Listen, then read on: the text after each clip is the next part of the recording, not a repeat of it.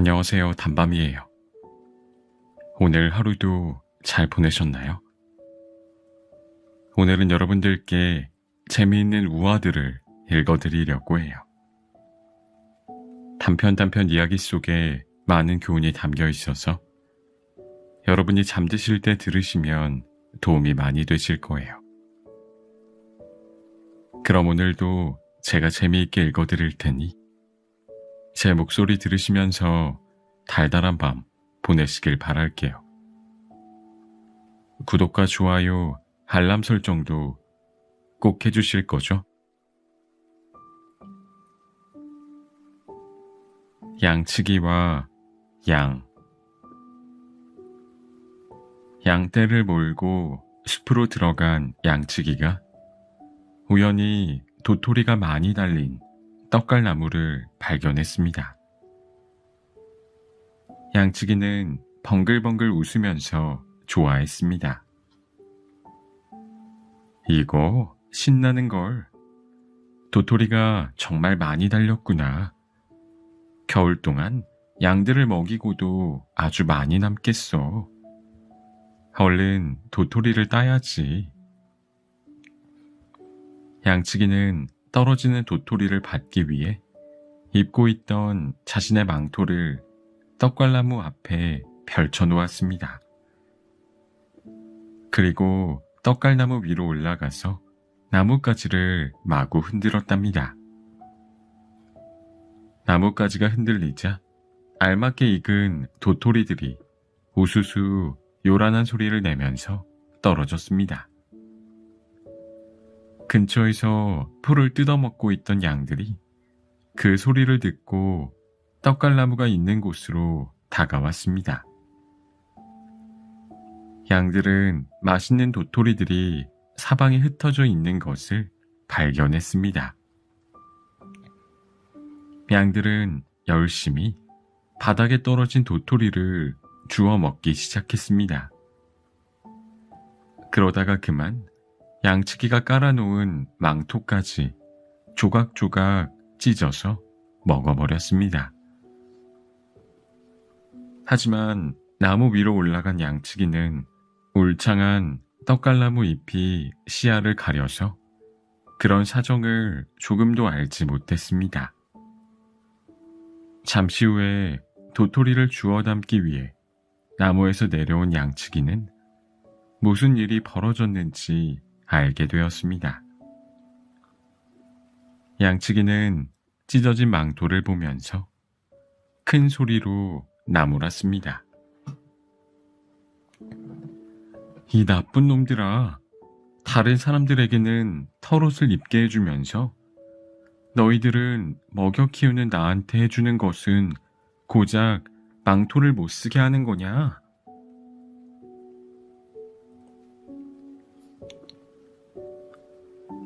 당나귀와 노새. 당나귀와 노새가 무거운 짐을 지고 길을 가고 있었습니다. 평소에 노새보다 힘이 약한 당나귀는 노새와 똑같은 무게의 짐을 지고 가는 것에 대해 불평했습니다. 당나귀는 노새가 자기보다 2배는 더 무거운 짐을 질 수 있을 만큼 기운이 세다고 생각했기 때문이었습니다. 당나귀는 주인을 쳐다보면서 말했습니다. 주인님, 노새는 저보다 힘이 세니까 더 많은 짐을 짊어져야 하지 않겠어요? 주인은 고개를 끄덕이면서 대답했습니다. 좋아, 내 짐을 노새에게 조금 옮겨 실도록 하지. 주인은 당나귀가 지고 있던 짐의 일부를 덜어서 노새에게 실었습니다. 그러나 노새는 아무런 불평도 없이 묵묵히 걸어갔습니다. 한참 동안 걸어가다가 당나귀는 몹시 지친 듯이 숨을 헐떡거렸습니다. 이것을 본 주인은 당나귀가 지쳤다고 생각하고는 다시 당나귀의 짐을 덜어서 노새 등에 옮겨 실었습니다. 그래도 노새는 아무런 불평도 하지 않았습니다. 마침내 당나귀와 노새는 목적지에 도착하게 되었습니다. 주인은 당나귀와 노새에게 맛있는 먹이를 주었습니다. 그런데 주인은 노새에게 당나귀보다 2배나 많은 먹이를 주었습니다. 당나귀는 화가 나서 투덜거렸습니다. 이건 공평하지 못해. 왜 나귀에게 2배나 많은 먹이를 주는 거지? 그러자 노새가 당나귀를 흘끗 쳐다보면서 말했습니다. 이봐 친구, 내가 자네보다 2배나 많은 일을 하니까 2배를 먹는 게 더 공평하지 않겠소?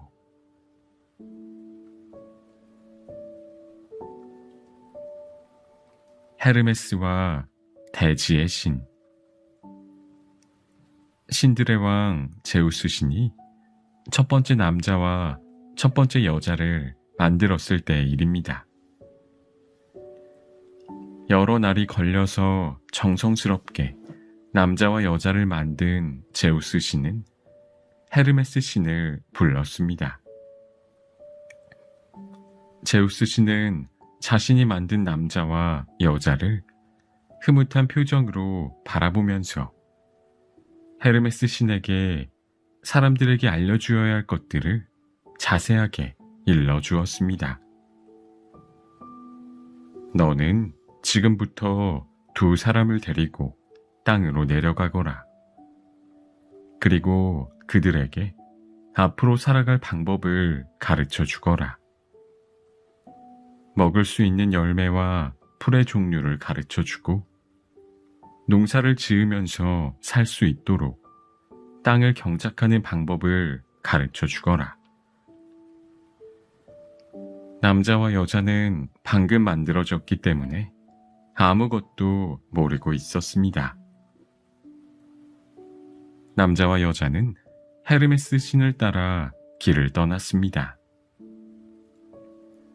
헤르메스 신은 제우스 신이 알려준 대로 남자와 여자가 알아야 할 것들을 이것저것 알려주었습니다. 그런 다음 대지의 신을 찾아갔습니다. 헤르메스 신은 대지의 신에게 부탁했습니다. 대지의 신이여, 남자와 여자에게 땅을 경작할 수 있도록 허락해 주십시오. 그들은 나약해서 땅을 경작하지 않으면 먹을 것을 얻기가 힘들답니다. 그러나 대지의 신은 헤르메스 신의 부탁을 거절했습니다. 그 부탁은 들어줄 수가 없소이다. 풀과 나무들이 스스로 자랄 수 있도록 땅을 자유롭게 해주어야 합니다. 사람들이 땅을 경작하도록 허락하면 그들이 아름다운 이 땅을 어떻게 망쳐놓을지 누가 알겠습니까? 절대로 허락할 수 없습니다. 이것은 제우스 신의 명령입니다. 당신은 제우스 신의 명령을 거역할 생각입니까? 제우스 신의 명령이란 말에 대지의 신은 잠시 생각했습니다. 이윽고 대지의 신은 헤르메스 신을 향해 말했습니다. 그렇다면 할 수 없지요.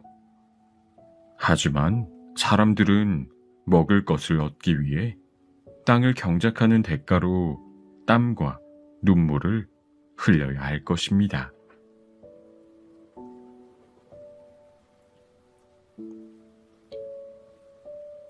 종달새. 작은 종달새는 자신의 분수를 잘 알고 있었습니다. 그래서 너무 큰 욕심을 부리거나 신기한 일에 호기심을 보이는 일을 하지 않았습니다. 종달새는 언제나 조심스럽게 행동하는 자신이 무척 현명하고 똑똑하다고 생각했습니다. 햇살이 눈부시게 빛나면 종달새는 하늘 높이 올라가서 즐겁게 노래를 불렀습니다. 나는 평생 숲속에서 행복하고 조용하게 살아갈 거야. 내가 원하는 건 약간의 먹을 것과 따뜻한 보금자리뿐이야. 다른 사람의 물건을 탐내거나 황금을 바라지도 않아. 그러던 어느 날이었습니다. 여느 때처럼 종달새는 조심스럽게 하늘을 날아다니고 있었습니다. 그러다가 문득 종달새는 바닥에 곡식 나달이 흩어져 있는 것을 발견했습니다. 종달새는 이렇게 생각했습니다. 어떤 농부가 흘리고 갔나 봐. 어쨌든 고맙게 먹어야지.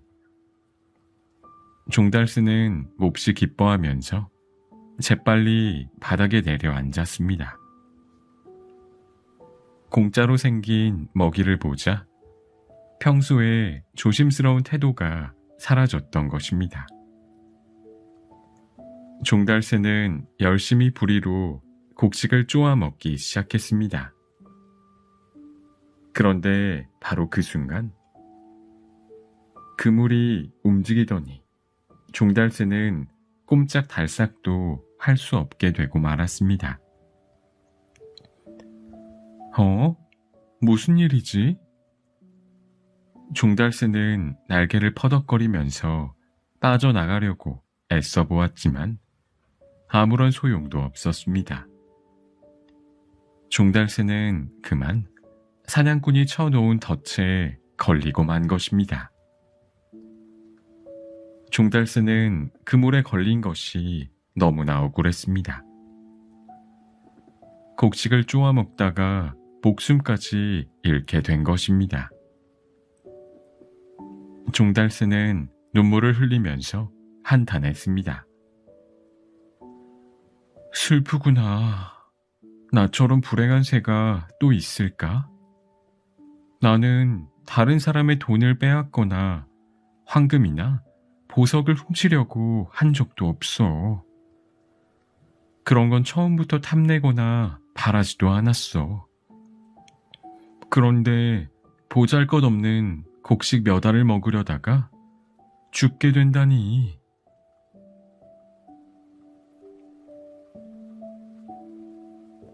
불가능한 것을 약속한 사나이. 가난한 사람이 심한 병에 걸렸습니다. 그 사람의 아내가 의사를 불러왔습니다. 의사가 와서 진찰했지만 그 병은 워낙 심각한 것이어서 살아날 가망이 거의 없었습니다. 의사 선생님, 어떤가요? 회복될 수 있을까요? 환자가 힘없는 목소리로 물었습니다. 어렵습니다. 회복될 가능성은 거의 없습니다. 그만 희망을 버리고 마음의 준비를 하는 것이 좋겠습니다. 의사는 그렇게 대답하고 돌아가 버렸습니다. 환자의 아내는 신부를 불러왔습니다.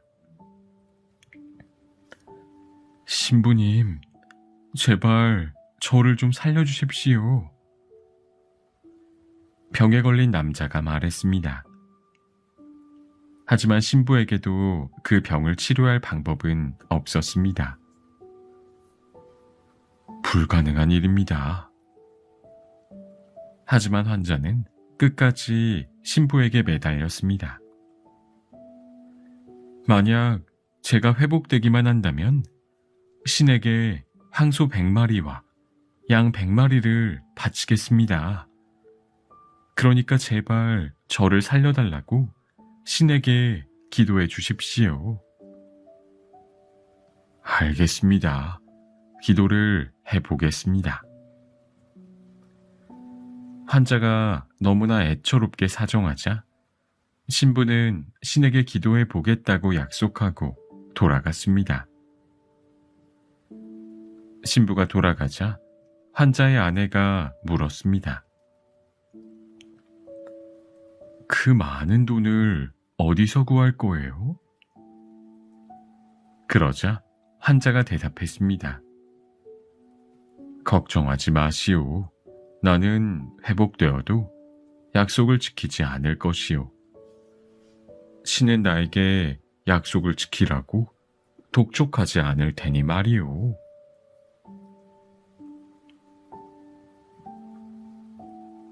나이팅게일과 제비. 어느 날 사람들이 살고 있는 집 처마 밑에 나이팅게일이 둥지를 틀었습니다. 지붕 밑의 둥지에서 얼마든지 뜨거운 햇빛과 비를 피할 수 있었습니다. 나이팅게일은 지붕 밑 둥지에서 별다른 걱정 없이 살았습니다. 나이팅게일은 자기 둥지에서 아름다운 노래를 불렀습니다. 그런데 근처에서 놀던 아이들이 그 소리를 듣고 나이팅게일을 발견했습니다. 아이들은 나이팅게일의 노래를 들으면서 가만히 귀를 기울였습니다. 정말 아름다운 노래구나. 저 노래를 날마다 들을 수 없을까? 키가 큰 아이가 다른 아이들을 쳐다보면서 말했습니다. 얘들아, 저 새를 잡아서 새장에 가두자. 그렇게 하면 듣고 싶을 때마다 노래를 들을 수 있을 거야. 좋아. 아이들은 나이팅게일을 잡기로 했습니다. 아무것도 모르는 나이팅게일은 그저 노래만 부르고 있었습니다.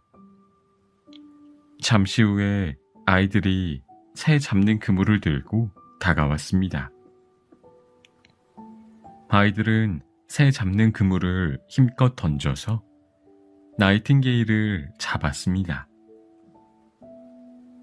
그리고 나이팅게일을 잡아서 새장 속에 가두어 놓았습니다. 아이들은 맛있는 먹이를 주었지만 자유를 잃어버린 나이팅게일은 지붕 밑에 둥지를 틀었던 자신의 행동을 후회하며 구슬프게 노래를 불렀습니다.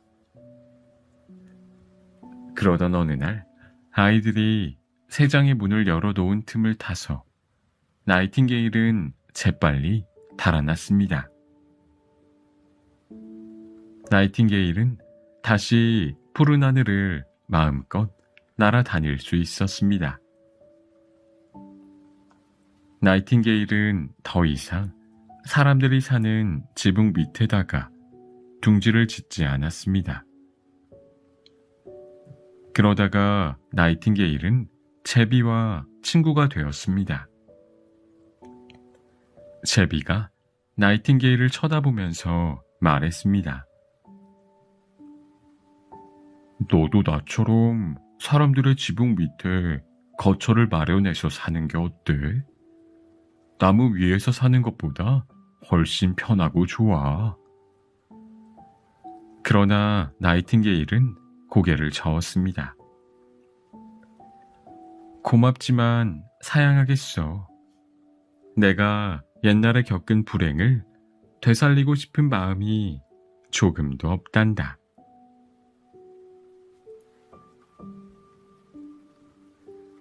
겁쟁이와 까마귀. 어느 마을에 겁이 많은 남자가 살았습니다. 그는 너무나 겁이 많아서 주위 사람들로부터 놀림을 받기 일쑤였습니다. 그러던 어느 날 그 남자가 사는 나라가 이웃 나라와 전쟁을 치르게 되었습니다.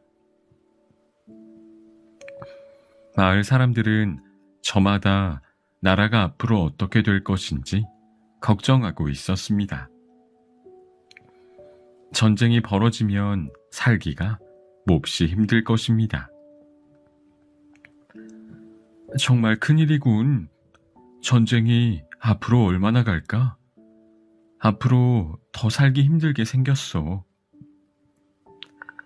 그나저나 전쟁이 일어났으니까 남자들은 또다시 전쟁에 나가야 되겠지?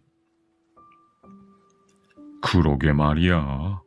전쟁이 아주 길어질 것 같은데 이번에도 많은 남자들이 죽겠어. 어느덧 이 마을의 남자들도 전쟁에 참여하라는 통지서를 받게 되었습니다. 그들은 하나둘씩 소집 통지서를 받아들고 전쟁터로 떠났습니다. 겁이 많은 남자도 소집 통지서를 받게 되었습니다. 전쟁터로 떠나는 날이 아직 많이 남아 있었지만 겁이 많은 남자는 벌써 두려움에 벌벌 떨었습니다. 어떻게 하지? 전쟁터에 나가면 모두 죽는다고 하는데 이제 난 죽었구나. 죽었어.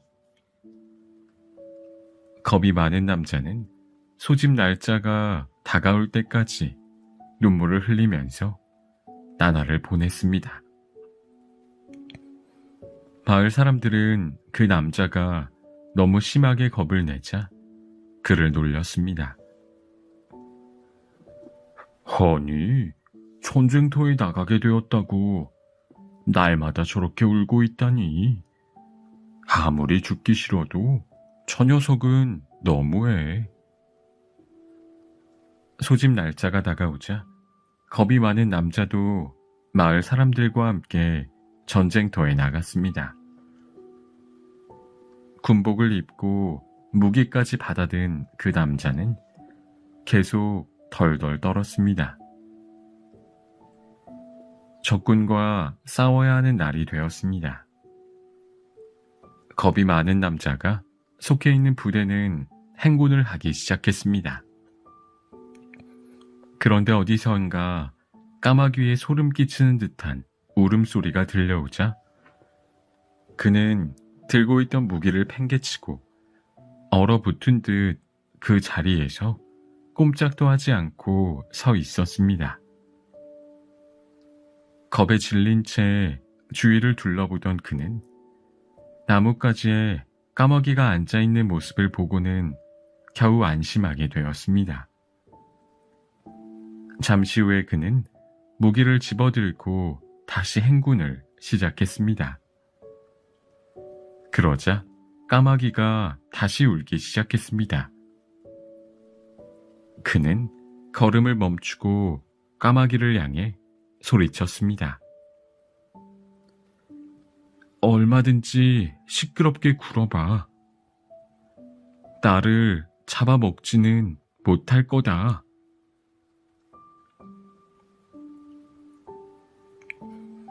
노새의 조상. 노새는 당나귀와 말 사이에서 태어난 잡종입니다. 노새는 말처럼 빠르게 달릴 수는 없었지만 힘이 아주 세고 끈기가 있었습니다. 그래서 노새는 무거운 짐을 지고 아무리 먼 길을 얼마든지 갈 수가 있었답니다. 어느 농장에 말과 당나귀 사이에서 태어난 노새가 한 마리 있었습니다.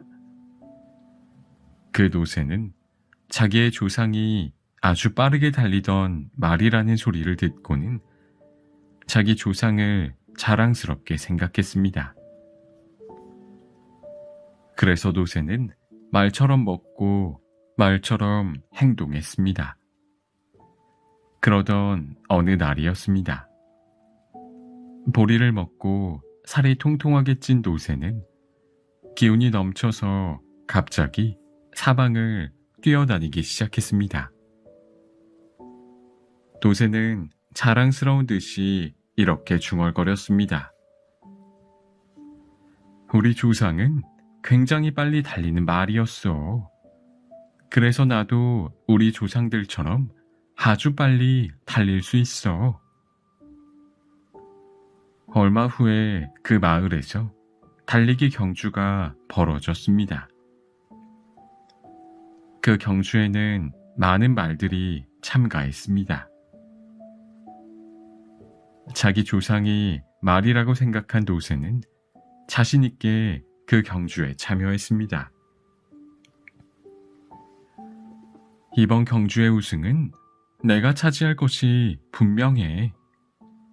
우리 아버지는 아주 빠른 말이었어. 그러니까 나는 그 누구보다도 빨리 달릴 수 있을 거야.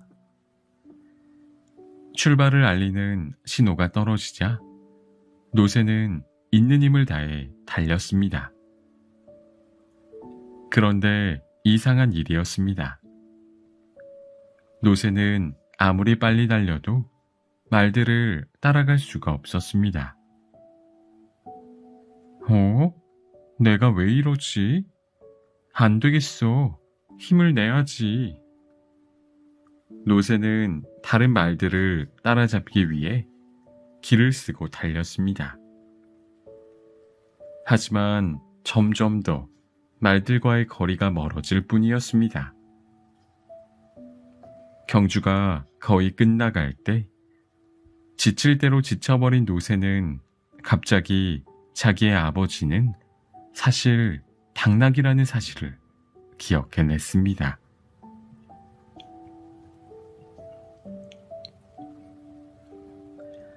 헤르메스의 전차와 아라빈. 지상에 살고 있는 사람들은 올림포스 산에서 머무르고 있는 신들에 대해 별로 관심이 없었습니다. 왜냐하면 하루하루 살아가는 일이 너무나 힘들어서 다른 일에 신경을 쓸 만한 겨를이 없었기 때문입니다. 게다가 신들이 사람들에게 도움을 주는 것이 거의 없다고 생각했기 때문에 신들에게 제사를 지내고 복을 비는 일을 중요하게 생각하지 않았습니다. 헤르메스 신은 그러한 사실 때문에 몹시 화가 났습니다.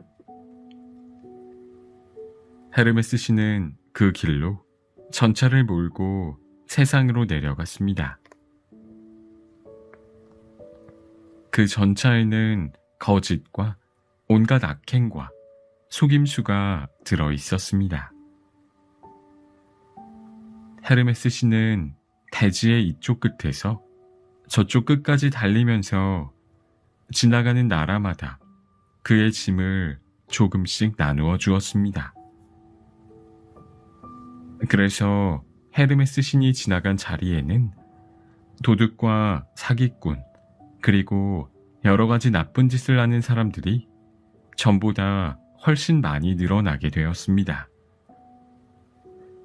그런데 아랍 지방에 도착했을 때 전차가 갑자기 고장이 났습니다. 아랍인들은 헤르메스 신이 값비싼 보화를 운반하는 것으로 생각했습니다. 그래서 전차에 실린 짐들을 훔쳐서 도망을 갔습니다. 헤르메스 신은 다른 나라 사람들에게는 더 이상 전차의 짐을 나누어 줄 수 없었답니다.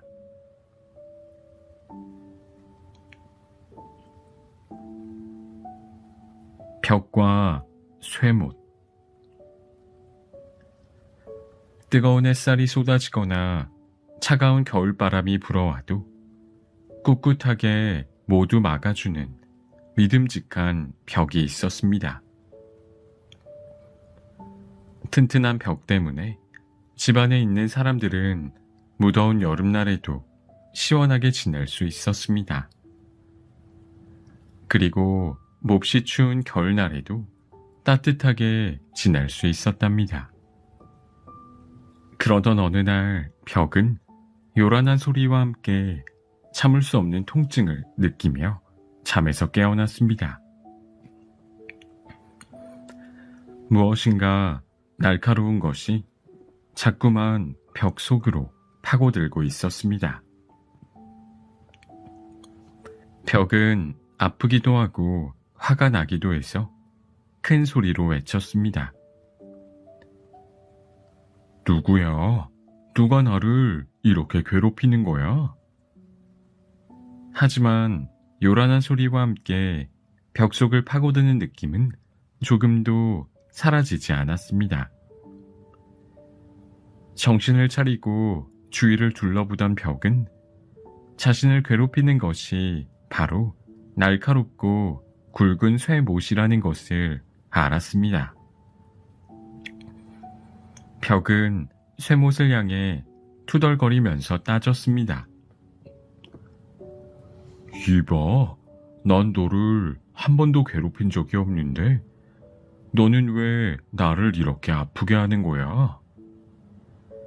그러자 쇠못이 말했습니다. 미안해. 하지만 나도 어쩔 수 없어.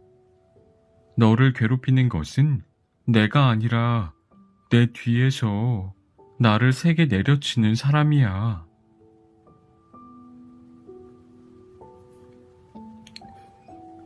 여우와 포도송이. 잔뜩 굶주린 여우 한 마리가 있었습니다. 여우는 아무것도 먹지 못해서 기진맥진한 상태였습니다. 여우는 먹을 것을 찾아서 숲속을 이리저리 돌아다녔습니다. 그러다가 여우는 향기로운 냄새를 맡게 되었습니다. 여우는 서둘러 냄새가 나는 곳으로 달려갔습니다. 마침내 여우는 먹을 것을 발견했습니다. 아주 먹음직스러운 포도가 덩굴에 주렁주렁 매달려 있었던 것입니다. 포도를 보기만 해도 저절로 침이 고일 정도였습니다. 포도가 아주 맛있게 생겼구나. 여우는 군침을 삼키면서 포도 덩굴을 쳐다보았습니다. 그 포도는 무척 달콤한 것만 같았습니다.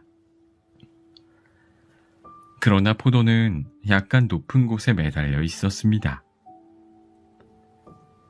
여우는 포도송이를 따기 위해 손을 내밀었지만 닿지 않았습니다. 여우는 포도를 따기 위해 뒤로 물러났다가 달려와서 힘껏 뛰어올랐습니다. 하지만 역시 포도송이에는 손이 닿지 않았습니다.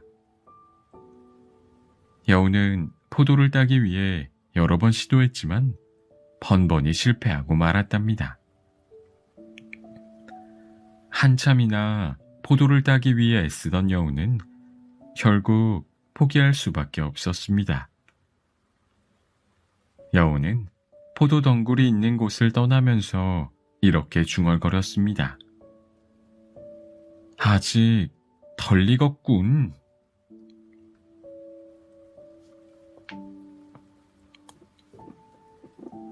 두 마리의 수탉과 독수리.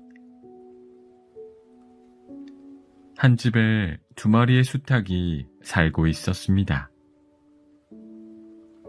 두 마리의 수탉은 한 집에서 살 수가 없었습니다. 왜냐하면 닭들의 세계에서는 오직 한 마리의 수컷이 모든 암컷을 거느리기 때문입니다.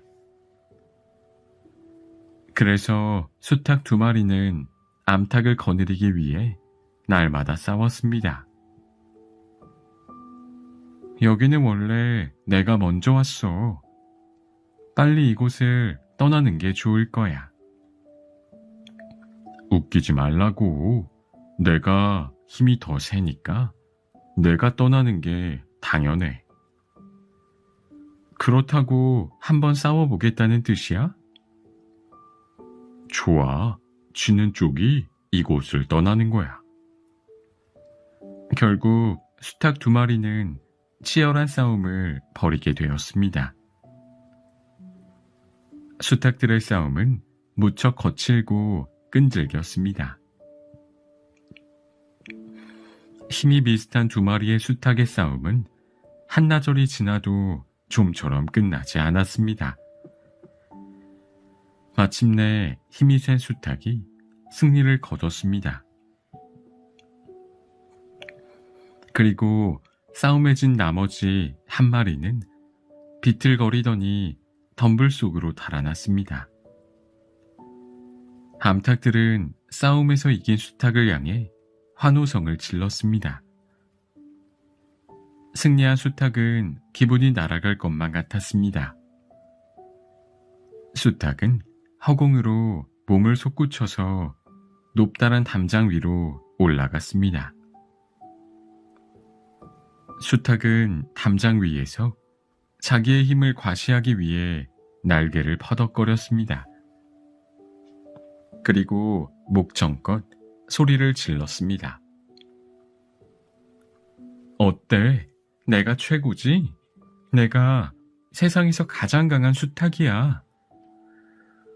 수탉이 어깨를 으쓱거리고 있을 때 갑자기 독수리 한 마리가 하늘에서 나타났습니다. 독수리는 쏜살같이 내려오더니 날카로운 발톱으로 싸움에서 이긴 수탉을 움켜잡았습니다. 독수리에게 잡힌 수탉은 비명을 질렀습니다. 독수리는 커다란 날개를 움직이면서 하늘 높이 올라갔습니다. 그러자 덤불 속에 숨어있던 수탉이 기어 나왔습니다.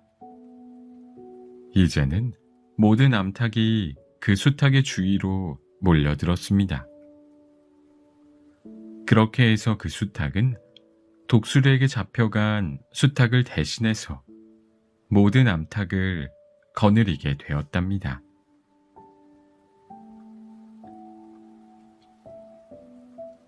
염소의 창자를 먹은 소년. 한 해 동안 열심히 농사를 지어서 풍요로운 수확을 하는 가을이 되었습니다. 추수의 계절을 맞이한 사람들은 신에게 감사를 드리기 위해 정성스럽게 제물을 마련했습니다.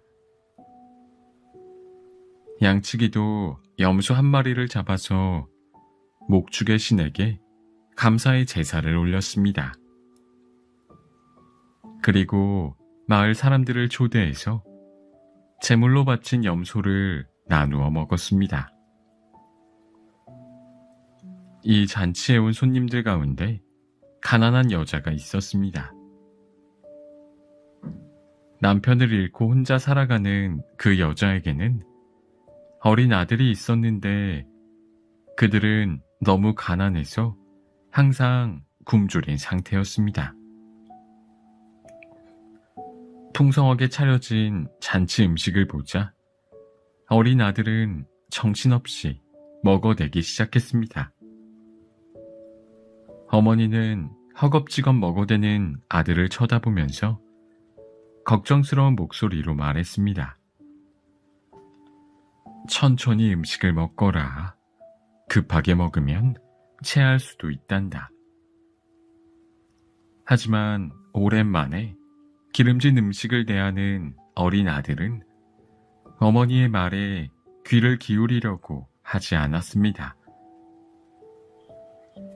마침내 잔치가 한창 무르익었을 때 이제는 더 이상 먹을 수도 없을 만큼 배가 부른 어린 아들이 소리를 지르면서 울기 시작했습니다.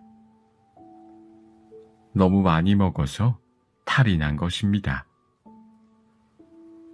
배를 움켜잡고 울던 아들은 결국 먹은 음식을 전부 다 토하고 말았습니다. 그런데 토한 음식물 중에서 창자가 보였습니다. 어린 아들은 겁에 질려서 소리쳤습니다. 엄마, 제가 창자를 토했나 봐요. 어머니가 철없는 아들을 위로하면서 대답했습니다. 얘야, 걱정하지 말거라. 그건 내 창자가 아니라 내가 먹은 염소의 창자란다.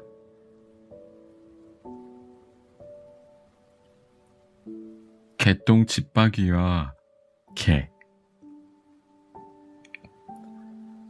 미래를 예언하거나 앞으로 다가올 일에 대해 점을 쳐주는 개똥 집박이가 있었습니다. 개똥 집박이는 달의 신 아테나 여신을 위해 제사를 지내기로 했습니다. 아테나 여신에게 바칠 온갖 제물을 정성껏 준비한 개똥 집박이는 이웃집에 사는 개를 그 의식에 초대했습니다. 개똥 집박이의 초대를 받고 찾아온 개는 많은 제물을 보고 고개를 설레설레 저었습니다. 개는 심각한 얼굴로 개똥 집박이에게 말했습니다. 자네는 왜 쓸데없이 많은 재물을 바치면서 돈과 시간을 낭비하나? 그러자 개똥 집박이는 깜짝 놀란 표정을 지으면서 대답했습니다. 그게 무슨 소리인가? 신에게 바치는 재물을 낭비라고 하다니. 그런 말은 하지도 말게. 신의 노여움을 살까 두렵네. 그러자 개는 고개를 저으면서 다시 말했습니다. 자네가 이렇게 많은 재물을 바친다고 해서 아테나 여신이 좋아할 것 같은가? 아테나 여신은 실제로 자네를 싫어한단 말일세. 그리고 자네의 예언과 점을 완전히 불신하고 있다네. 그러나 개의 말을 듣고도 개똥 집박이는 아주 태연한 표정을 지었습니다. 개똥 집박이는 더욱 공손한 태도로 여신에게 재물을 바치고 나서 이렇게 대답했습니다. 내가 아테나 여신에게 이토록 많은 재물을 바치는 것이 바로 그 때문이라네. 아테나 여신이 나에게 그렇게 나쁜 감정이 있다는 사실은 나도 알고 있네. 그래서 나는 더욱 아테나 여신과 화해하고 싶은 거라네.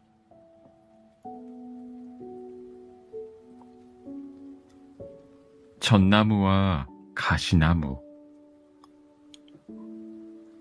햇빛이 잘 들어오는 숲속에 키가 큰 전나무 한 그루가 자라고 있었습니다. 그리고 그 전나무 밑에는 작고 가시만 무성한 가시나무가 살고 있었습니다. 전나무는 키가 작은 가시나무를 무시하면서 이렇게 말했습니다.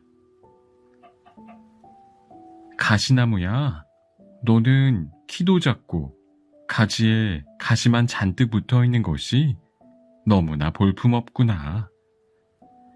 그렇게 못생긴 모습을 하고 태어났으니까 넌 정말 불쌍한 녀석이야. 그렇지만 가시나무는 기죽지 않고 당당하게 말했습니다. 몸뚱이만 크다고 제일이니? 나는 날카로운 가시를 가지고 있기 때문에 아무도 나를 건드리지 못해. 그래서 마음 편하게 살 수 있단 말이야. 전나무는 그 말을 듣고 어이가 없다는 표정을 지었습니다. 마음이 편하다고? 넌 키가 작아서 땅 위에 있는 것밖에 볼 수가 없어. 넓고 푸른 하늘과 눈부신 태양은 제대로 보지도 못한단 말이야. 이 우람하고 반듯하게 자란 내 몸을 좀 봐.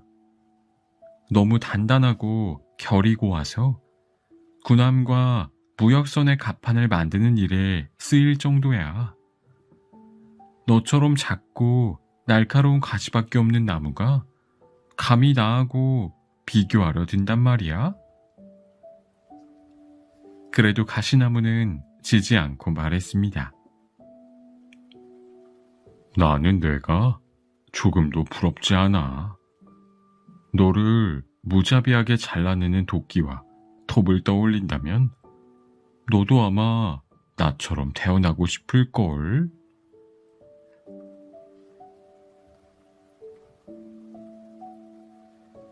독사와 줄칼.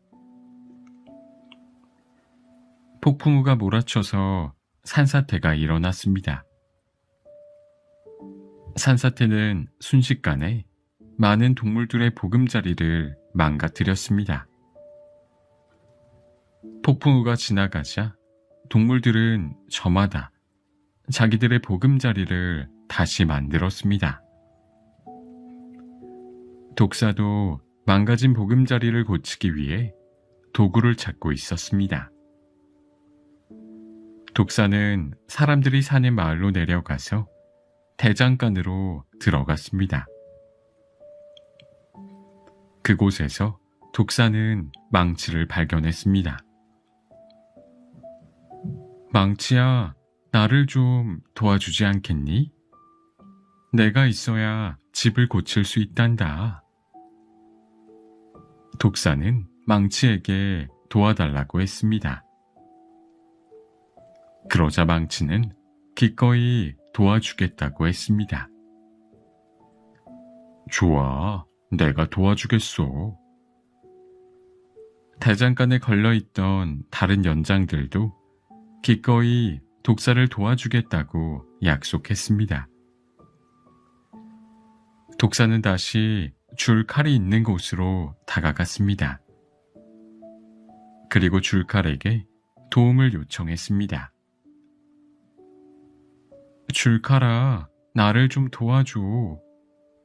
그러자 줄칼이 독사를 비웃으면서 말했습니다. 나한테서 무엇인가 도움을 받을 수 있다고 생각하다니 참으로 순진한 녀석이로군. 왜냐하면 나는 지금까지 모두에게서 빼앗아만 보았지 베푼 적은 한 번도 없었으니까 말이야.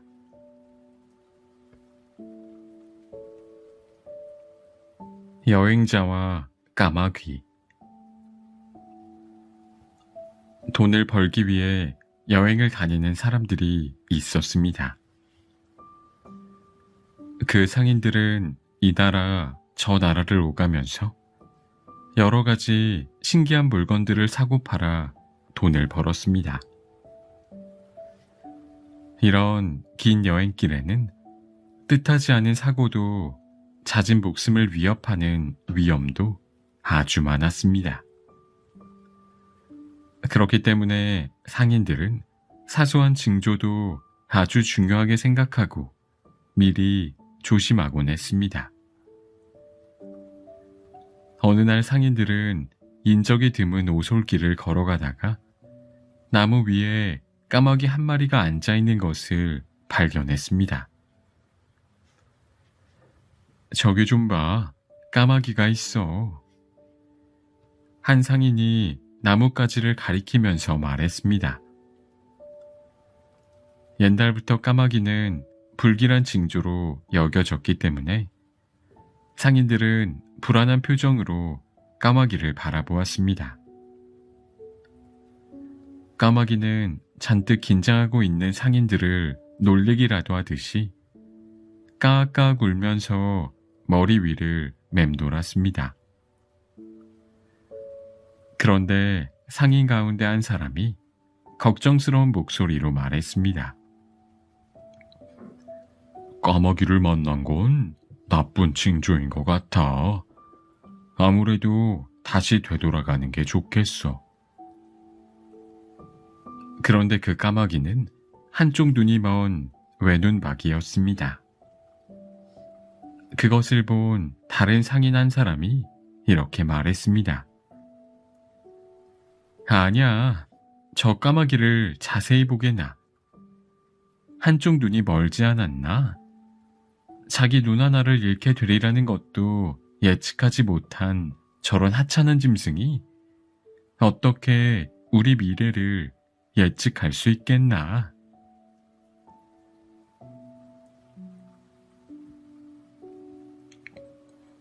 죄인과 맹세의 신. 욕심 많은 사람이 친한 친구에게 돈을 빌렸습니다. 그런데 갚아야 할 때가 되었지만 그는 친구에게 돈을 갚을 생각조차 하지 않았습니다. 욕심 많은 친구는 그 사람의 돈을 떼어먹을 작정이었던 것입니다. 화가 난 친구는 그를 고발했습니다. 욕심 많은 사람은 법정에 서는 것이 두려워서 시골로 숨어버리는 것이 좋겠다고 생각했습니다. 도시를 막 벗어나려고 할 때 그는 성문에서 다리를 절뚝거리는 한 남자를 만났습니다.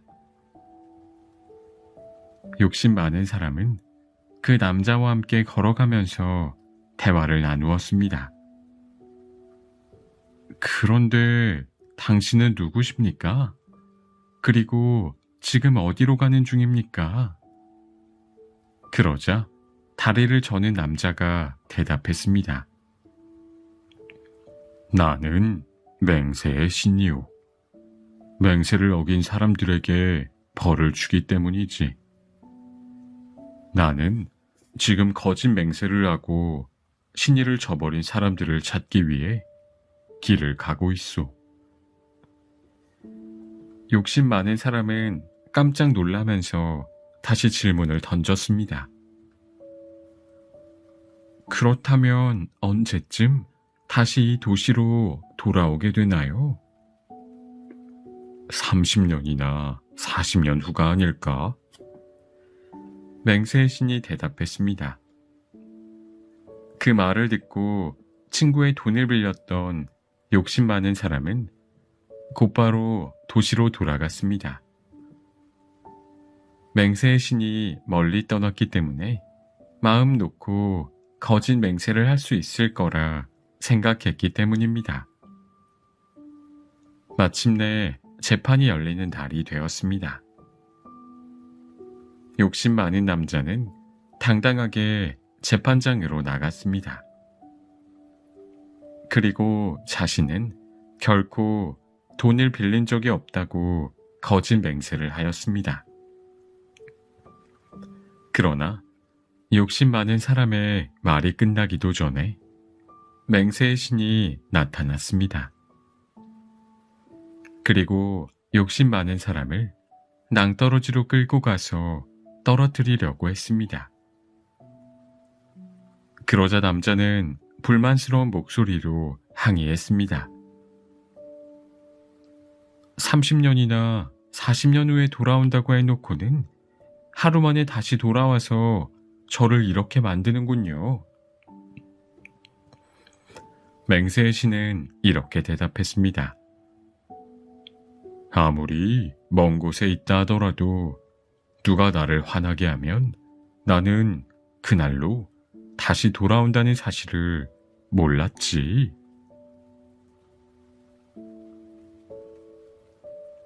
달팽이.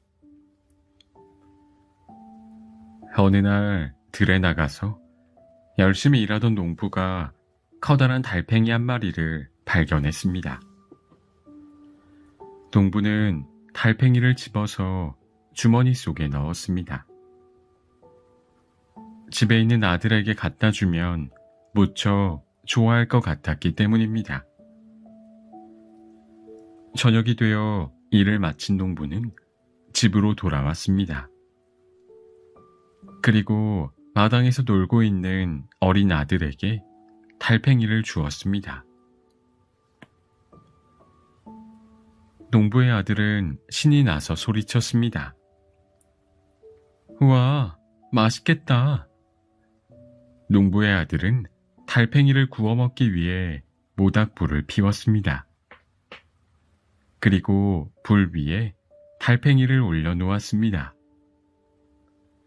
이윽고 불꽃이 빨갛게 타오르기 시작하자 달팽이는 탁탁 튀는 소리를 냈습니다. 농부의 아들은 가만히 귀를 기울여서 그 소리를 들었습니다. 이게 무슨 소리일까? 불길이 거세지자 달팽이는 더욱 큰 소리로 빠르게 튀기 시작했습니다.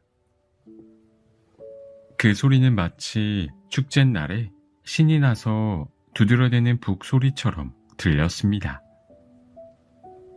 농부의 아들은 한심하다는 듯이 혀를 차면서 달팽이를 나무랐습니다. 멍청한 녀석, 자기 집이 불타고 있는데 한가하게 북이나 두드리고 있다니.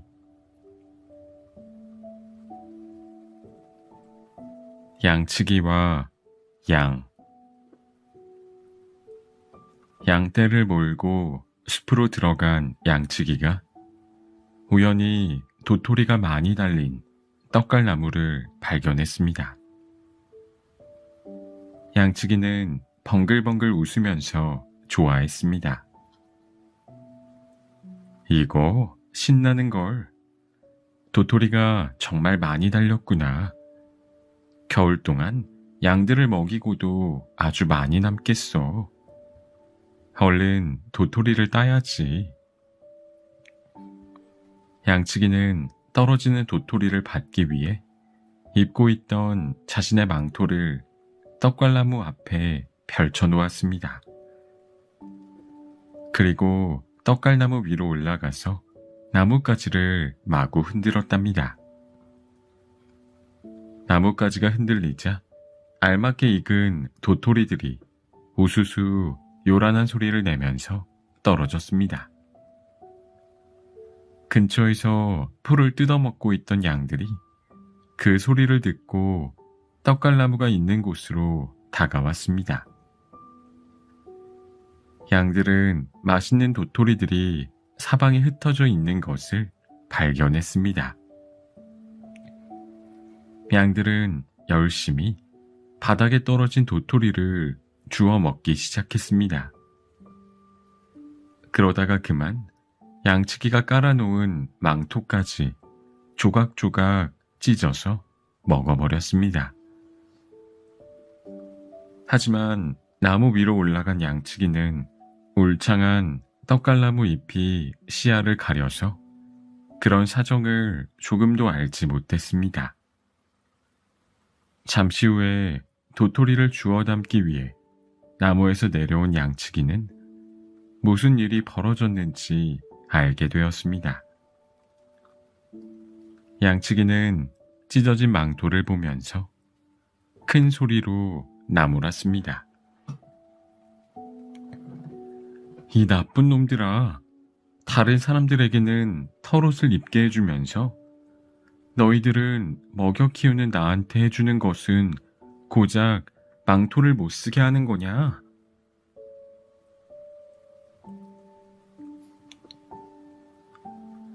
당나귀와 노새. 당나귀와 노새가 무거운 짐을 지고 길을 가고 있었습니다. 평소에 노새보다 힘이 약한 당나귀는 노새와 똑같은 무게의 짐을 지고 가는 것에 대해 불평했습니다. 당나귀는 노새가 자기보다 2배는 더 무거운 짐을 질 수 있을 만큼 기운이 세다고 생각했기 때문이었습니다. 당나귀는 주인을 쳐다보면서 말했습니다. 주인님, 노새는 저보다 힘이 세니까 더 많은 짐을 짊어져야 하지 않겠어요? 주인은 고개를 끄덕이면서 대답했습니다. 좋아, 내 짐을 노새에게 조금 옮겨 실도록 하지. 주인은 당나귀가 지고 있던 짐의 일부를 덜어서 노새에게 실었습니다. 그러나 노새는 아무런 불평도 없이 묵묵히 걸어갔습니다. 한참 동안 걸어가다가 당나귀는 몹시 지친 듯이 숨을 헐떡거렸습니다. 이것을 본 주인은 당나귀가 지쳤다고 생각하고는 다시 당나귀의 짐을 덜어서 노새 등에 옮겨 실었습니다. 그래도 노새는 아무런 불평도 하지 않았습니다. 마침내 당나귀와 노새는 목적지에 도착하게 되었습니다. 주인은 당나귀와 노새에게 맛있는 먹이를 주었습니다. 그런데 주인은 노새에게 당나귀보다 2배나 많은 먹이를 주었습니다. 당나귀는 화가 나서 투덜거렸습니다. 이건 공평하지 못해. 왜 나귀에게 2배나 많은 먹이를 주는 거지? 그러자 노새가 당나귀를 흘끗 쳐다보면서 말했습니다. 이봐 친구, 내가 자네보다 2배나 많은 일을 하니까 2배를 먹는 게 더 공평하지 않겠소?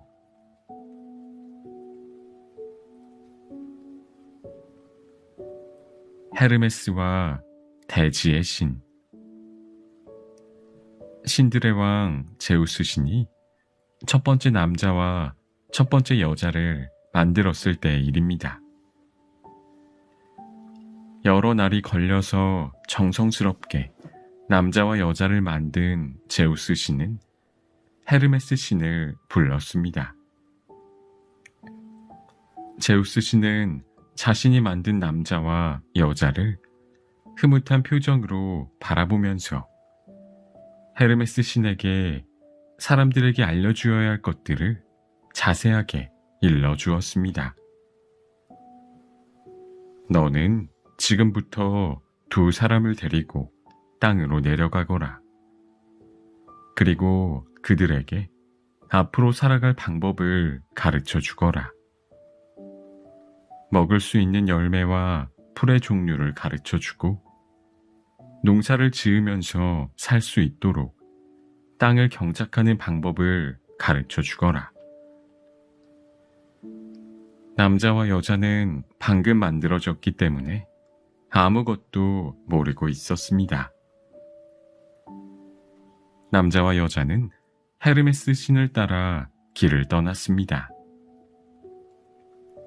헤르메스 신은 제우스 신이 알려준 대로 남자와 여자가 알아야 할 것들을 이것저것 알려주었습니다.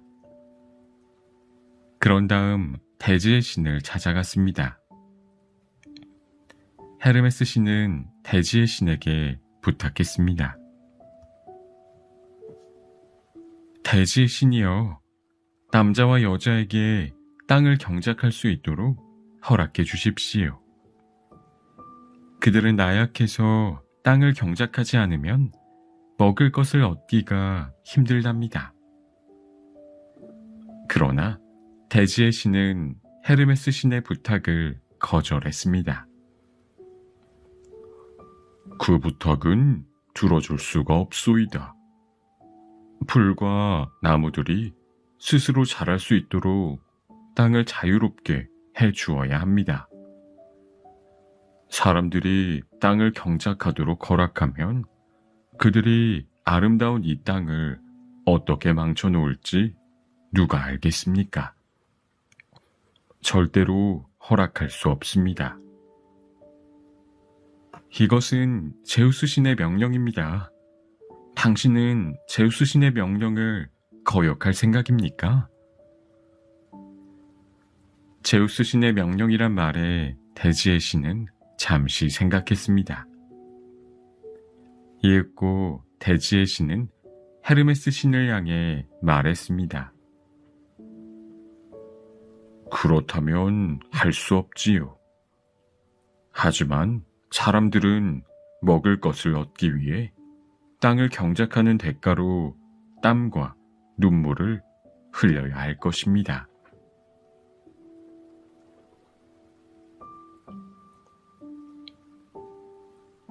종달새. 작은 종달새는 자신의 분수를 잘 알고 있었습니다. 그래서 너무 큰 욕심을 부리거나 신기한 일에 호기심을 보이는 일을 하지 않았습니다. 종달새는 언제나 조심스럽게 행동하는 자신이 무척 현명하고 똑똑하다고 생각했습니다. 햇살이 눈부시게 빛나면 종달새는 하늘 높이 올라가서 즐겁게 노래를 불렀습니다. 나는 평생 숲속에서 행복하고 조용하게 살아갈 거야. 내가 원하는 건 약간의 먹을 것과 따뜻한 보금자리뿐이야. 다른 사람의 물건을 탐내거나 황금을 바라지도 않아. 그러던 어느 날이었습니다. 여느 때처럼 종달새는 조심스럽게 하늘을 날아다니고 있었습니다. 그러다가 문득 종달새는 바닥에 곡식 나달이 흩어져 있는 것을 발견했습니다. 종달새는 이렇게 생각했습니다. 어떤 농부가 흘리고 갔나 봐. 어쨌든 고맙게 먹어야지. 종달새는 몹시 기뻐하면서 재빨리 바닥에 내려앉았습니다. 공짜로 생긴 먹이를 보자 평소에 조심스러운 태도가 사라졌던 것입니다. 종달새는 열심히 부리로 곡식을 쪼아 먹기 시작했습니다. 그런데 바로 그 순간 그물이 움직이더니 종달새는 꼼짝달싹도 할 수 없게 되고 말았습니다. 무슨 일이지? 종달새는 날개를 퍼덕거리면서 빠져나가려고 애써 보았지만 아무런 소용도 없었습니다. 종달새는 그만 사냥꾼이 쳐놓은 덫에 걸리고 만 것입니다. 종달새는 그물에 걸린 것이 너무나 억울했습니다. 곡식을 쪼아 먹다가 목숨까지 잃게 된 것입니다. 종달새는 눈물을 흘리면서 한탄했습니다. 슬프구나. 나처럼 불행한 새가 또 있을까? 나는 다른 사람의 돈을 빼앗거나 황금이나 보석을 훔치려고 한 적도 없어. 그런 건 처음부터 탐내거나 바라지도 않았어. 그런데 보잘것없는 곡식 몇 알을 먹으려다가 죽게 된다니.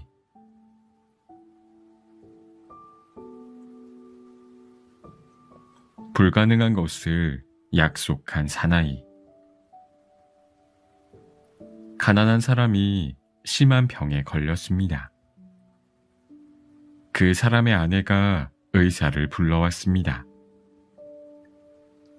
의사가 와서 진찰했지만 그 병은 워낙 심각한 것이어서 살아날 가망이 거의 없었습니다.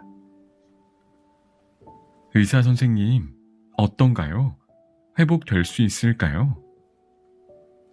환자가 힘없는 목소리로 물었습니다. 어렵습니다.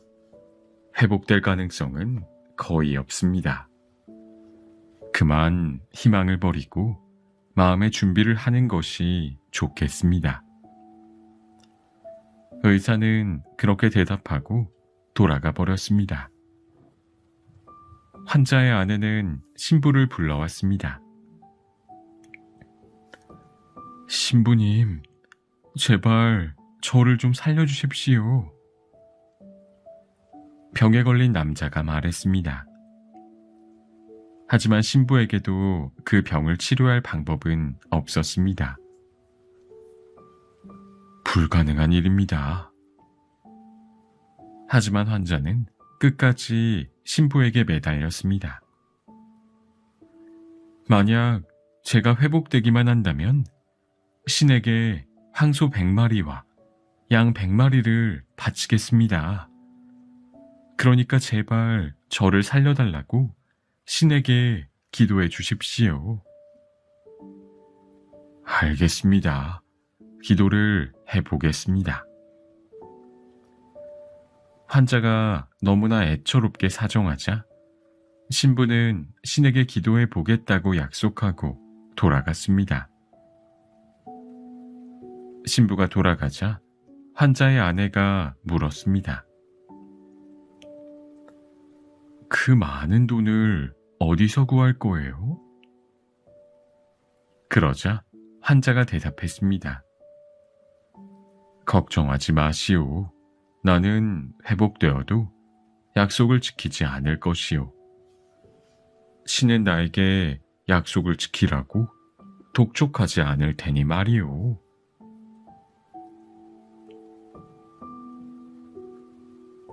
나이팅게일과 제비. 어느 날 사람들이 살고 있는 집 처마 밑에 나이팅게일이 둥지를 틀었습니다. 지붕 밑의 둥지에서 얼마든지 뜨거운 햇빛과 비를 피할 수 있었습니다. 나이팅게일은 지붕 밑 둥지에서 별다른 걱정 없이 살았습니다. 나이팅게일은 자기 둥지에서 아름다운 노래를 불렀습니다. 그런데 근처에서 놀던 아이들이 그 소리를 듣고 나이팅게일을 발견했습니다. 아이들은 나이팅게일의 노래를 들으면서 가만히 귀를 기울였습니다. 정말 아름다운 노래구나. 저 노래를 날마다 들을 수 없을까? 키가 큰 아이가 다른 아이들을 쳐다보면서 말했습니다. 얘들아, 저 새를 잡아서 새장에 가두자. 그렇게 하면 듣고 싶을 때마다 노래를 들을 수 있을 거야. 좋아. 아이들은 나이팅게일을 잡기로 했습니다. 아무것도 모르는 나이팅게일은 그저 노래만 부르고 있었습니다. 잠시 후에 아이들이 새 잡는 그물을 들고 다가왔습니다. 아이들은 새 잡는 그물을 힘껏 던져서 나이팅게일을 잡았습니다. 그리고 나이팅게일을 잡아서 새장 속에 가두어 놓았습니다. 아이들은 맛있는 먹이를 주었지만 자유를 잃어버린 나이팅게일은 지붕 밑에 둥지를 틀었던 자신의 행동을 후회하며 구슬프게 노래를 불렀습니다. 그러던 어느 날 아이들이 새장의 문을 열어놓은 틈을 타서 나이팅게일은 재빨리 달아났습니다. 나이팅게일은 다시 푸른 하늘을 마음껏 날아다닐 수 있었습니다. 나이팅게일은 더 이상 사람들이 사는 지붕 밑에다가 둥지를 짓지 않았습니다. 그러다가 나이팅게일은 제비와 친구가 되었습니다. 제비가 나이팅게일을 쳐다보면서 말했습니다. 너도 나처럼 사람들의 지붕 밑에 거처를 마련해서 사는 게 어때? 나무 위에서 사는 것보다 훨씬 편하고 좋아. 그러나 나이팅게일은 고개를 저었습니다. 고맙지만 사양하겠어. 내가 옛날에 겪은 불행을 되살리고 싶은 마음이 조금도 없단다.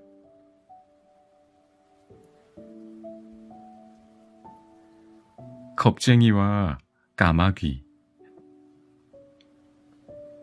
어느 마을에 겁이 많은 남자가 살았습니다. 그는 너무나 겁이 많아서 주위 사람들로부터 놀림을 받기 일쑤였습니다. 그러던 어느 날 그 남자가 사는 나라가 이웃 나라와 전쟁을 치르게 되었습니다. 마을 사람들은 저마다 나라가 앞으로 어떻게 될 것인지 걱정하고 있었습니다. 전쟁이 벌어지면 살기가 몹시 힘들 것입니다. 정말 큰일이군. 전쟁이 앞으로 얼마나 갈까? 앞으로 더 살기 힘들게 생겼어. 그나저나 전쟁이 일어났으니까 남자들은 또다시 전쟁에 나가야 되겠지? 그러게 말이야. 전쟁이 아주 길어질 것 같은데 이번에도 많은 남자들이 죽겠어. 어느덧 이 마을의 남자들도 전쟁에 참여하라는 통지서를 받게 되었습니다. 그들은 하나둘씩 소집 통지서를 받아들고 전쟁터로 떠났습니다. 겁이 많은 남자도 소집 통지서를 받게 되었습니다. 전쟁터로 떠나는 날이 아직 많이 남아 있었지만 겁이 많은 남자는 벌써 두려움에 벌벌 떨었습니다. 어떻게 하지? 전쟁터에 나가면 모두 죽는다고 하는데 이제 난 죽었구나. 죽었어. 겁이 많은 남자는 소집 날짜가 다가올 때까지 눈물을 흘리면서 나날을 보냈습니다. 마을 사람들은 그 남자가 너무 심하게 겁을 내자 그를 놀렸습니다. 아니, 전쟁터에 나가게 되었다고 날마다 저렇게 울고 있다니. 아무리 죽기 싫어도 저 녀석은 너무해. 소집 날짜가 다가오자 겁이 많은 남자도 마을 사람들과 함께 전쟁터에 나갔습니다. 군복을 입고 무기까지 받아든 그 남자는 계속 덜덜 떨었습니다. 적군과 싸워야 하는 날이 되었습니다. 겁이 많은 남자가 속해 있는 부대는 행군을 하기 시작했습니다. 그런데 어디선가 까마귀에 소름 끼치는 듯한 울음소리가 들려오자 그는 들고 있던 무기를 팽개치고 얼어붙은 듯 그 자리에서 꼼짝도 하지 않고 서 있었습니다. 겁에 질린 채 주위를 둘러보던 그는 나뭇가지에 까마귀가 앉아있는 모습을 보고는 겨우 안심하게 되었습니다. 잠시 후에 그는 무기를 집어들고 다시 행군을 시작했습니다. 그러자 까마귀가 다시 울기 시작했습니다. 그는 걸음을 멈추고 까마귀를 향해 소리쳤습니다. 얼마든지 시끄럽게 굴어봐. 나를 잡아먹지는 못할 거다.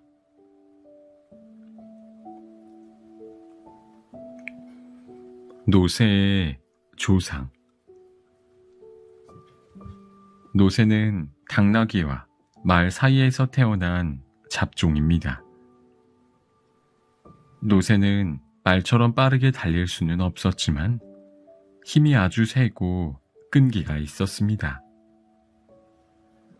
그래서 노새는 무거운 짐을 지고 아무리 먼 길을 얼마든지 갈 수가 있었답니다. 어느 농장에 말과 당나귀 사이에서 태어난 노새가 한 마리 있었습니다. 그 노새는 자기의 조상이 아주 빠르게 달리던 말이라는 소리를 듣고는 자기 조상을 자랑스럽게 생각했습니다. 그래서 노새는 말처럼 먹고 말처럼 행동했습니다. 그러던 어느 날이었습니다. 보리를 먹고 살이 통통하게 찐 노새는 기운이 넘쳐서 갑자기 사방을 뛰어다니기 시작했습니다. 노새는 자랑스러운 듯이 이렇게 중얼거렸습니다. 우리 조상은 굉장히 빨리 달리는 말이었어. 그래서 나도 우리 조상들처럼 아주 빨리 달릴 수 있어. 얼마 후에 그 마을에서 달리기 경주가 벌어졌습니다. 그 경주에는 많은 말들이 참가했습니다. 자기 조상이 말이라고 생각한 노새는 자신 있게 그 경주에 참여했습니다. 이번 경주의 우승은 내가 차지할 것이 분명해. 우리 아버지는 아주 빠른 말이었어. 그러니까 나는 그 누구보다도 빨리 달릴 수 있을 거야. 출발을 알리는 신호가 떨어지자 노새는 있는 힘을 다해 달렸습니다. 그런데 이상한 일이었습니다. 노새는 아무리 빨리 달려도 말들을 따라갈 수가 없었습니다. 내가 왜 이러지? 안 되겠어. 힘을 내야지. 노새는 다른 말들을 따라잡기 위해 길을 쓰고 달렸습니다. 하지만 점점 더 말들과의 거리가 멀어질 뿐이었습니다. 경주가 거의 끝나갈 때 지칠 대로 지쳐버린 노새는 갑자기 자기의 아버지는 사실 당나귀라는 사실을 기억해냈습니다.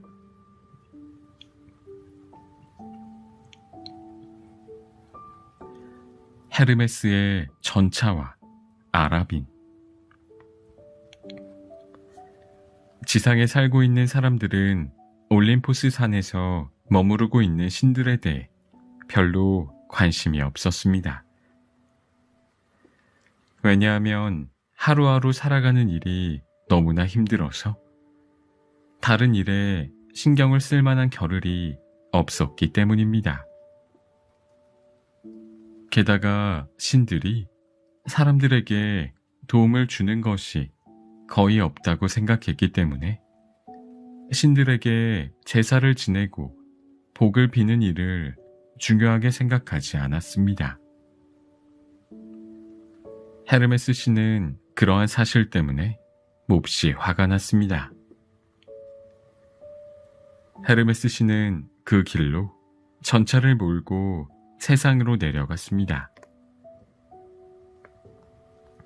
그 전차에는 거짓과 온갖 악행과 속임수가 들어 있었습니다.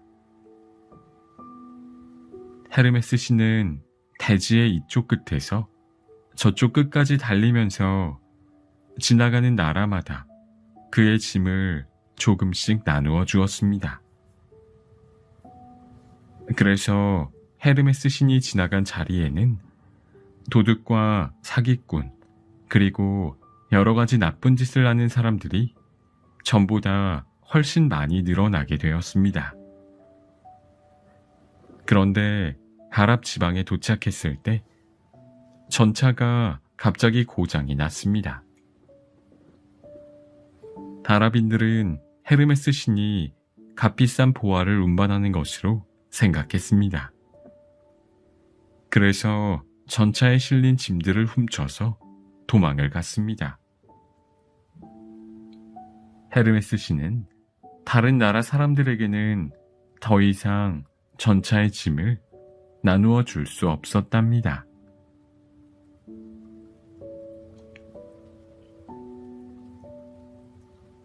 벽과 쇠못.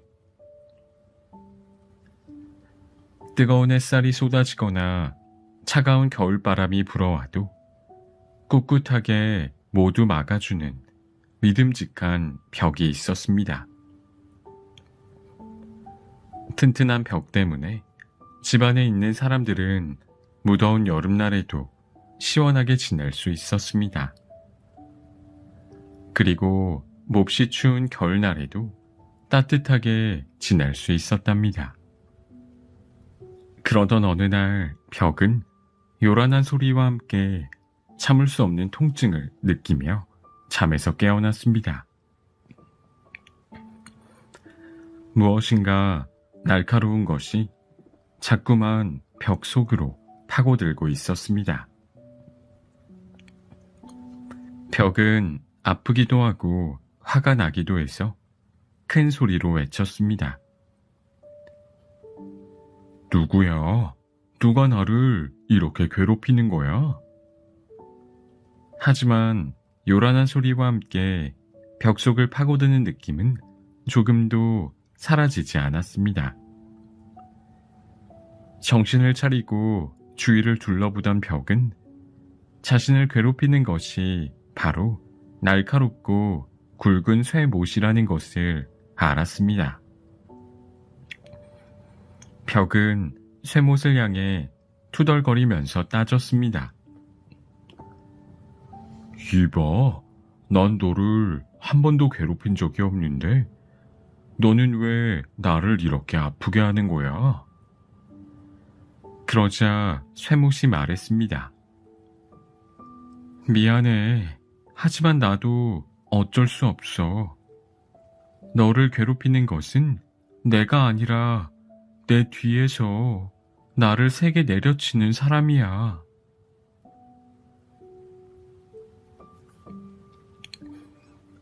여우와 포도송이. 잔뜩 굶주린 여우 한 마리가 있었습니다. 여우는 아무것도 먹지 못해서 기진맥진한 상태였습니다. 여우는 먹을 것을 찾아서 숲속을 이리저리 돌아다녔습니다. 그러다가 여우는 향기로운 냄새를 맡게 되었습니다. 여우는 서둘러 냄새가 나는 곳으로 달려갔습니다. 마침내 여우는 먹을 것을 발견했습니다. 아주 먹음직스러운 포도가 덩굴에 주렁주렁 매달려 있었던 것입니다. 포도를 보기만 해도 저절로 침이 고일 정도였습니다. 포도가 아주 맛있게 생겼구나. 여우는 군침을 삼키면서 포도 덩굴을 쳐다보았습니다. 그 포도는 무척 달콤한 것만 같았습니다. 그러나 포도는 약간 높은 곳에 매달려 있었습니다. 여우는 포도송이를 따기 위해 손을 내밀었지만 닿지 않았습니다.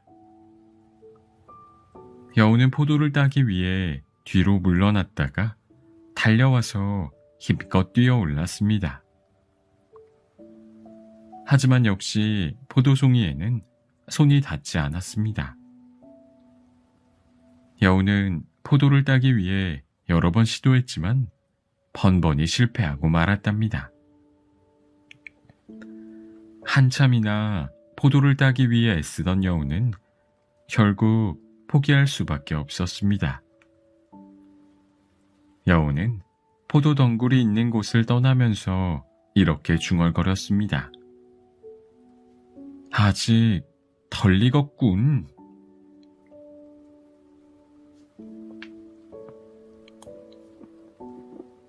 두 마리의 수탉과 독수리. 한 집에 두 마리의 수탉이 살고 있었습니다. 두 마리의 수탉은 한 집에서 살 수가 없었습니다. 왜냐하면 닭들의 세계에서는 오직 한 마리의 수컷이 모든 암컷을 거느리기 때문입니다. 그래서 수탉 2마리는 암탉을 거느리기 위해 날마다 싸웠습니다. 여기는 원래 내가 먼저 왔어. 빨리 이곳을 떠나는 게 좋을 거야. 웃기지 말라고. 내가 힘이 더 세니까 내가 떠나는 게 당연해. 그렇다고 한번 싸워보겠다는 뜻이야? 좋아. 지는 쪽이 이곳을 떠나는 거야. 결국 수탉 2마리는 치열한 싸움을 벌이게 되었습니다. 수탉들의 싸움은 무척 거칠고 끈질겼습니다. 힘이 비슷한 2마리의 수탉의 싸움은 한나절이 지나도 좀처럼 끝나지 않았습니다. 마침내 힘이 센 수탉이 승리를 거뒀습니다. 그리고 싸움에 진 나머지 1마리는 비틀거리더니 덤불 속으로 달아났습니다. 암탉들은 싸움에서 이긴 수탉을 향해 환호성을 질렀습니다. 승리한 수탉은 기분이 날아갈 것만 같았습니다. 수탉은 허공으로 몸을 솟구쳐서 높다란 담장 위로 올라갔습니다. 수탉은 담장 위에서 자기의 힘을 과시하기 위해 날개를 퍼덕거렸습니다. 그리고 목청껏 소리를 질렀습니다. 어때? 내가 최고지? 내가 세상에서 가장 강한 수탉이야. 수탉이 어깨를 으쓱거리고 있을 때 갑자기 독수리 1마리가 하늘에서 나타났습니다. 독수리는 쏜살같이 내려오더니 날카로운 발톱으로 싸움에서 이긴 수탉을 움켜잡았습니다. 독수리에게 잡힌 수탉은 비명을 질렀습니다. 독수리는 커다란 날개를 움직이면서 하늘 높이 올라갔습니다. 그러자 덤불 속에 숨어있던 수탉이 기어 나왔습니다. 이제는 모든 암탉이 그 수탉의 주위로 몰려들었습니다. 그렇게 해서 그 수탉은 독수리에게 잡혀간 수탉을 대신해서 모든 암탉을 거느리게 되었답니다.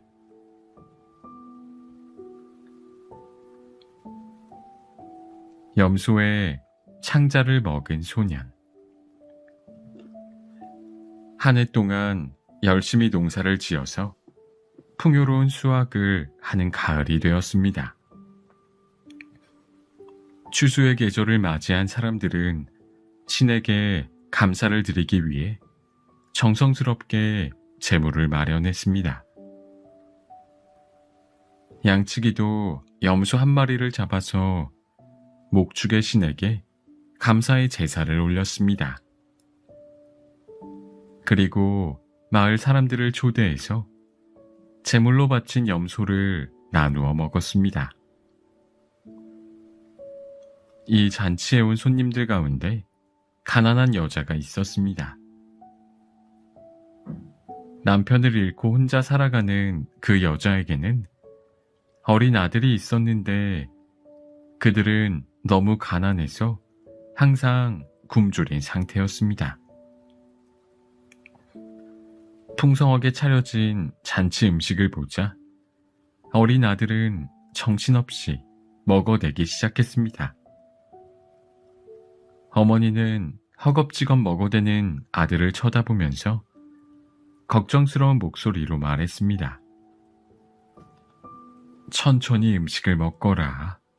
급하게 먹으면 체할 수도 있단다. 하지만 오랜만에 기름진 음식을 대하는 어린 아들은 어머니의 말에 귀를 기울이려고 하지 않았습니다.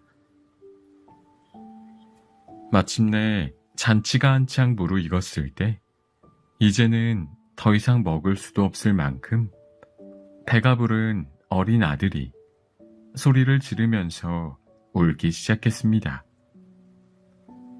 너무 많이 먹어서 탈이 난 것입니다. 배를 움켜잡고 울던 아들은 결국 먹은 음식을 전부 다 토하고 말았습니다. 그런데 토한 음식물 중에서 창자가 보였습니다. 어린 아들은 겁에 질려서 소리쳤습니다. 엄마, 제가 창자를 토했나 봐요. 어머니가 철없는 아들을 위로하면서 대답했습니다. 얘야, 걱정하지 말거라. 그건 내 창자가 아니라 내가 먹은 염소의 창자란다.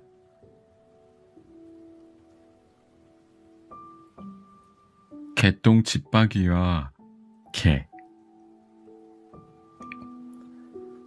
미래를 예언하거나 앞으로 다가올 일에 대해 점을 쳐주는 개똥 집박이가 있었습니다.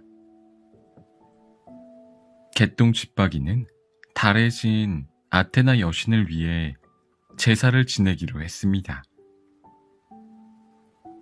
아테나 여신에게 바칠 온갖 재물을 정성껏 준비한 개똥 집박이는 이웃집에 사는 개를 그 의식에 초대했습니다.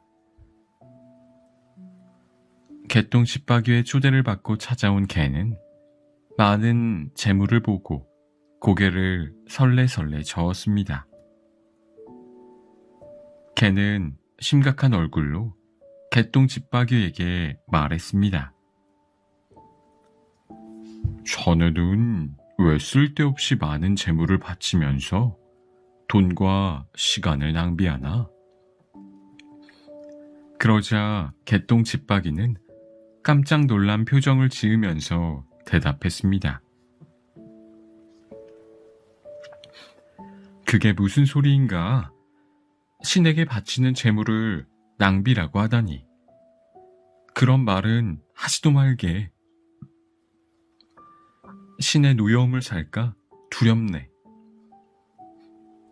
그러자 개는 고개를 저으면서 다시 말했습니다.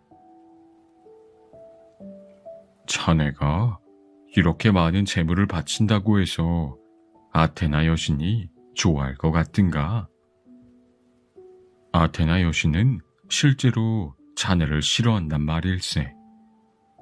그리고 자네의 예언과 점을 완전히 불신하고 있다네. 그러나 개의 말을 듣고도 개똥 집박이는 아주 태연한 표정을 지었습니다. 개똥 집박이는 더욱 공손한 태도로 여신에게 재물을 바치고 나서 이렇게 대답했습니다. 내가 아테나 여신에게 이토록 많은 재물을 바치는 것이 바로 그 때문이라네. 아테나 여신이 나에게 그렇게 나쁜 감정이 있다는 사실은 나도 알고 있네. 그래서 나는 더욱 아테나 여신과 화해하고 싶은 거라네.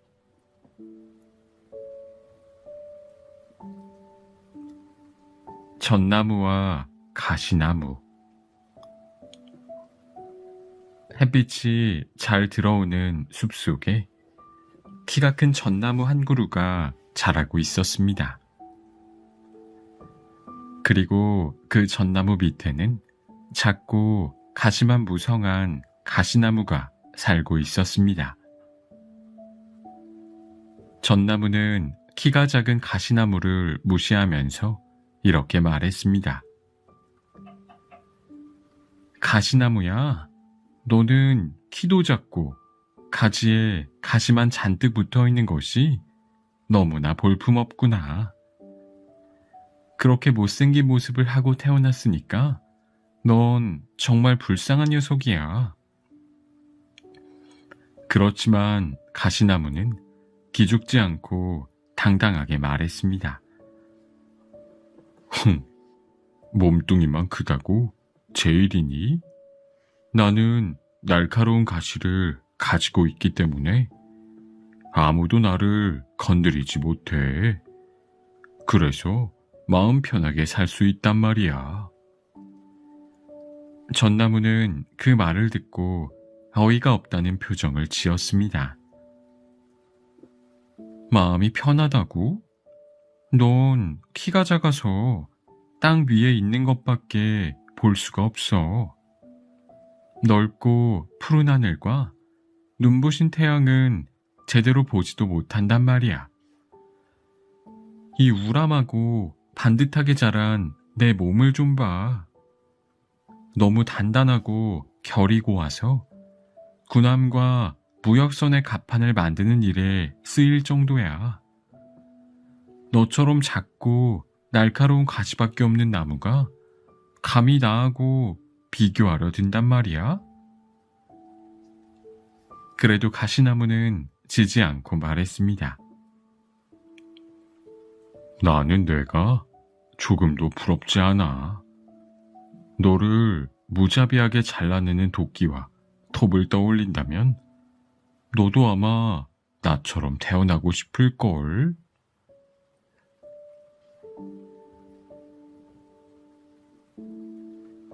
독사와 줄칼. 폭풍우가 몰아쳐서 산사태가 일어났습니다. 산사태는 순식간에 많은 동물들의 보금자리를 망가뜨렸습니다. 폭풍우가 지나가자 동물들은 저마다 자기들의 보금자리를 다시 만들었습니다. 독사도 망가진 보금자리를 고치기 위해 도구를 찾고 있었습니다. 독사는 사람들이 사는 마을로 내려가서 대장간으로 들어갔습니다. 그곳에서 독사는 망치를 발견했습니다. 망치야, 나를 좀 도와주지 않겠니? 내가 있어야 집을 고칠 수 있단다. 독사는 망치에게 도와달라고 했습니다. 그러자 망치는 기꺼이 도와주겠다고 했습니다. 좋아, 내가 도와주겠소. 대장간에 걸려있던 다른 연장들도 기꺼이 독사를 도와주겠다고 약속했습니다. 독사는 다시 줄칼이 있는 곳으로 다가갔습니다. 그리고 줄칼에게 도움을 요청했습니다. 줄칼아, 나를 좀 도와줘. 그러자 줄칼이 독사를 비웃으면서 말했습니다. 나한테서 무엇인가 도움을 받을 수 있다고 생각하다니 참으로 순진한 녀석이로군. 왜냐하면 나는 지금까지 모두에게서 빼앗아만 보았지 베푼 적은 한 번도 없었으니까 말이야.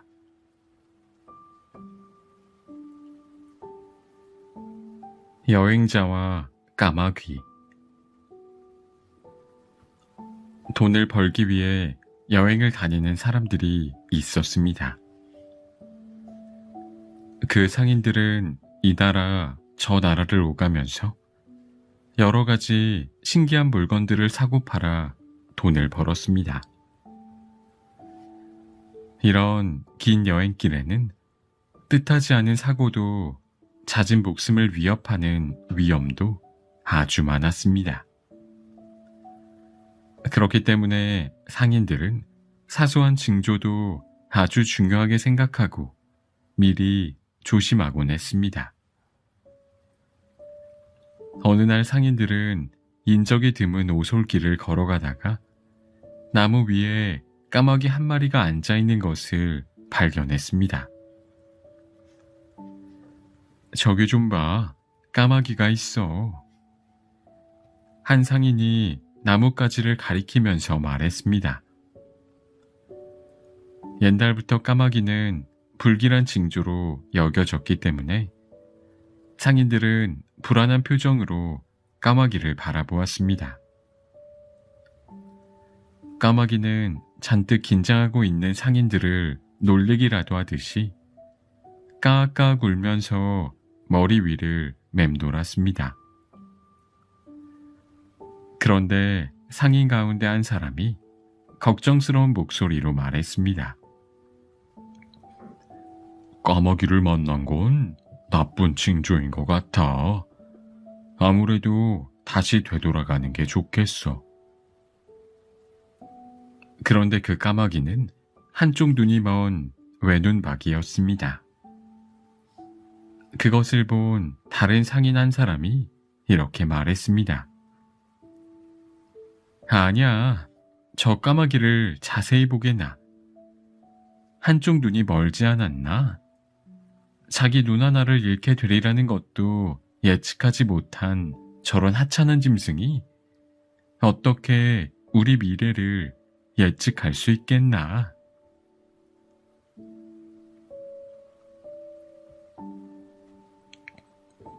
죄인과 맹세의 신. 욕심 많은 사람이 친한 친구에게 돈을 빌렸습니다. 그런데 갚아야 할 때가 되었지만 그는 친구에게 돈을 갚을 생각조차 하지 않았습니다. 욕심 많은 친구는 그 사람의 돈을 떼어먹을 작정이었던 것입니다. 화가 난 친구는 그를 고발했습니다. 욕심 많은 사람은 법정에 서는 것이 두려워서 시골로 숨어버리는 것이 좋겠다고 생각했습니다.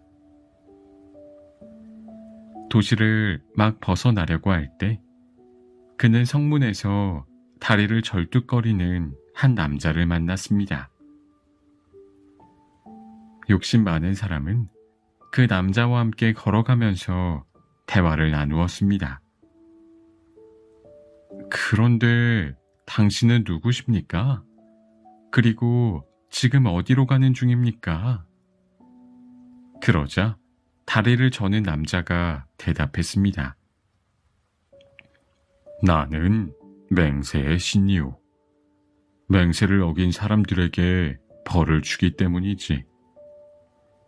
나는 지금 거짓 맹세를 하고 신의를 저버린 사람들을 찾기 위해 길을 가고 있소. 욕심 많은 사람은 깜짝 놀라면서 다시 질문을 던졌습니다.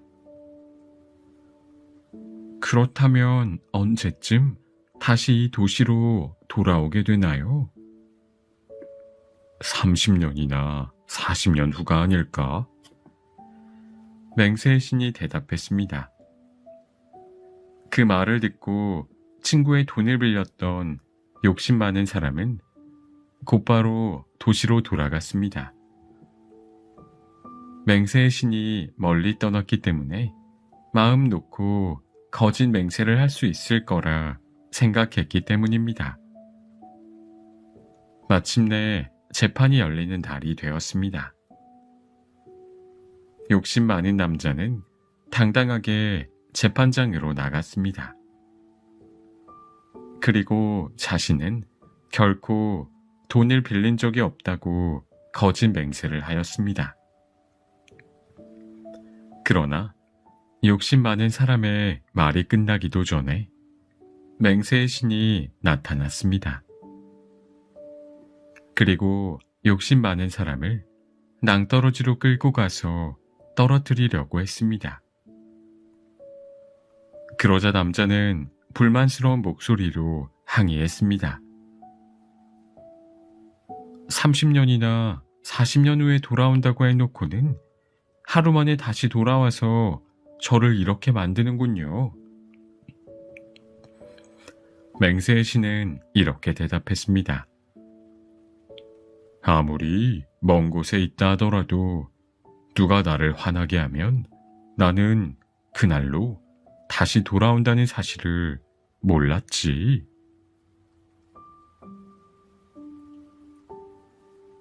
달팽이. 어느 날 들에 나가서 열심히 일하던 농부가 커다란 달팽이 한 마리를 발견했습니다. 농부는 달팽이를 집어서 주머니 속에 넣었습니다. 집에 있는 아들에게 갖다 주면 무척 좋아할 것 같았기 때문입니다. 저녁이 되어 일을 마친 농부는 집으로 돌아왔습니다. 그리고 마당에서 놀고 있는 어린 아들에게 달팽이를 주었습니다. 농부의 아들은 신이 나서 소리쳤습니다. 우와, 맛있겠다. 농부의 아들은 달팽이를 구워 먹기 위해 모닥불을 피웠습니다. 그리고 불 위에 달팽이를 올려놓았습니다. 이윽고 불꽃이 빨갛게 타오르기 시작하자 달팽이는 탁탁 튀는 소리를 냈습니다. 농부의 아들은 가만히 귀를 기울여서 그 소리를 들었습니다. 이게 무슨 소리일까? 불길이 거세지자 달팽이는 더욱 큰 소리로 빠르게 튀기 시작했습니다. 그 소리는 마치 축제날에 신이 나서 두드러대는 북소리처럼 들렸습니다. 농부의 아들은 한심하다는 듯이 혀를 차면서 달팽이를 나무랐습니다. 멍청한 녀석, 자기 집이 불타고 있는데 한가하게 북이나 두드리고 있다니.